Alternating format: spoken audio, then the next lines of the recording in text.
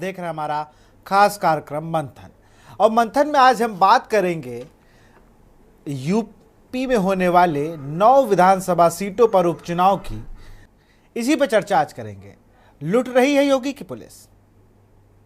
खैर इसी चर्चा करेंगे। हमारे साथ पैनल में तनुज दीक्षित आ गए। बहुत बहुत स्वागत है तनुज आपका। राजनीतिक विश्लेषक हैं तनुज। आप इन सब चीज़ों को कैसे देखते हैं? एक तरफ मूल मुद्दे, एक तरफ डिवाइड एंड रूल। पहले हम लोग कहते थे कि भाई डिवाइड एंड रूल पॉलिसी, अब तो यह है कि बटोगे तो कटोगे। तनुज जी, बटोगे तो कटोगे का जो नारा है, अब इस सिर्फ उत्तर प्रदेश तक सीमित नहीं है। हाल ही में केरला के राज्यपाल ने भी इसको लेकर के बयान दिया और हमने पिछले हफ्ते देखा कि कनाडा के भी हिंदू मंदिर में जिस तरीके से हमला हुआ, उसके बाद वहां भी यही नारों की गूंज थी कि एक अंतरराष्ट्रीय नारा बन गया है। जातीय राजनीति को लेकर के इंडी ब्लॉक और घटक दलों के द्वारा हमेशा से राजनीति उत्तर प्रदेश के अंदर होते आ रही थी। वहीं बीजेपी ने इसके तोड़ में कटोगे तो बटोगे का एक नारा दे डाला। इससे और इस एक नारे में सिमट करके सभी समीकरण जो है एक तरीके से बैठाने की कोशिश की गई है। इस नारे के बाद में पोस्टर वॉर की जो है शुरुआत थ्रू आउट हो चुकी है। चाहे समाजवादी पार्टी हो, कांग्रेस हो, बीजेपी का रिपीट पोस्टर हो। वहीं महाराष्ट्र में नरेंद्र मोदी ने जो कहा है कि एक है तो सेफ है, मतलब कहीं ना कहीं बटोगे तो कटोगे के नारे का अलग वर्जन में एक समर्थन भी उसको विशाल हम देखते हैं। उत्तर प्रदेश के अंदर हम देख रहे हैं कि इन नारेबाजी या पोस्टर वॉर या इन जो अलग अलग स्लोगन दिए जा रहे हैं, इसका इम्पैक्ट जमीनी उत्तर प्रदेश की जो जनता है उन पर क्या पड़ने वाला है, क्या जातीय समीकरण, क्या पीडीए का फॉर्मूला, क्या मुस्लिम घटक दलों पर क्या पड़ने वाला है, अल्पसंख्यकों पर, क्या ये बीजेपी के साथ मजबूती के साथ आ पाएंगे या फिर ये समाजवादी पार्टी के समर्थन में, इंडिया अलायंस के समर्थन में जाएंगे। तो ये बहुत ही एक अहम मुद्दा होगा कि इतने बड़े वॉर के बाद में, जिसका पोस्टर वॉर के बाद में जिस तरीके से हम देख रहे हैं उत्तर प्रदेश के अंदर, एक परिणाम क्या होगा। तो ये सिर्फ उपचुनाव तक ही सीमित नहीं है। ये मुझे लगता है इसका इम्पैक्ट झारखंड में, महाराष्ट्र में होने वाले चुनाव पर भी हमको देखने को मिलेगा।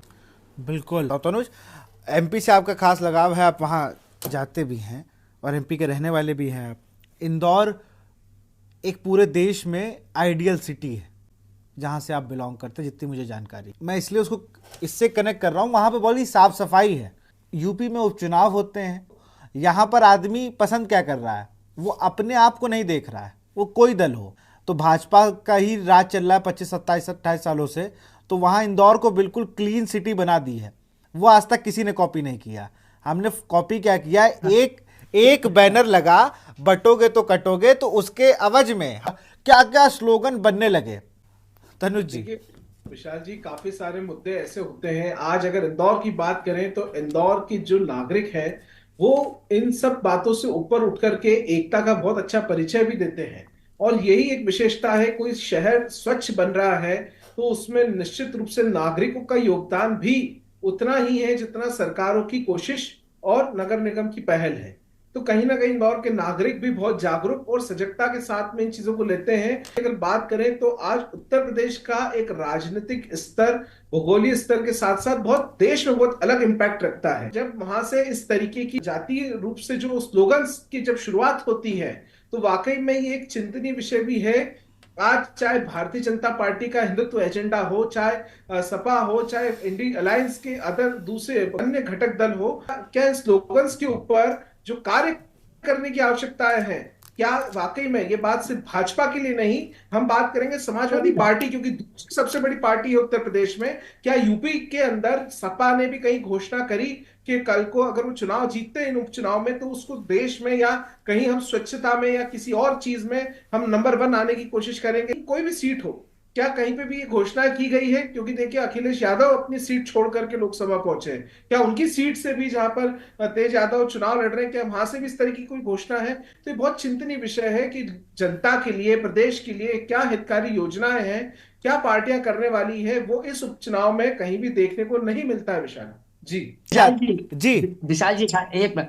पूजा जी, देखिए अभी जो हमारे राजनीतिक विश्लेषक ने एक बात कही कि वहां की सफाई के लिए वहां की जनता भी उसके लिए हकदार है या उसमें सहयोगी है।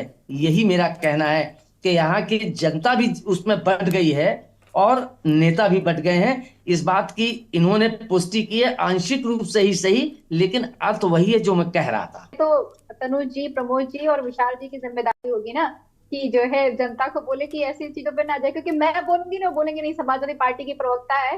हाँ, अभी जो है तनुज जी ने बोला कि वो मुद्दे मैं की निभा बात रहा हूँ। हाँ, जो मुद्दे की बात है, मुझे लगता है कि समाजवादी पार्टी विशाल जी हमेशा से मुद्दे की बात करती रही। तो शुक्रिया आप सभी का हमसे जुड़ने के लिए। तो हम बात कर रहे थे उपचुनाव में जिस तरीके से लगातार आरोप प्रत्यारोप लग रहे हैं, नए नए नारे निकल रहे हैं, ये नए नए नारे लोगों की आम बोलचाल और जीवन शैली में उतर गए थे। फिलहाल मंथन में इतना ही। देखते रहिए के न्यूज़ इंडिया। नमस्कार।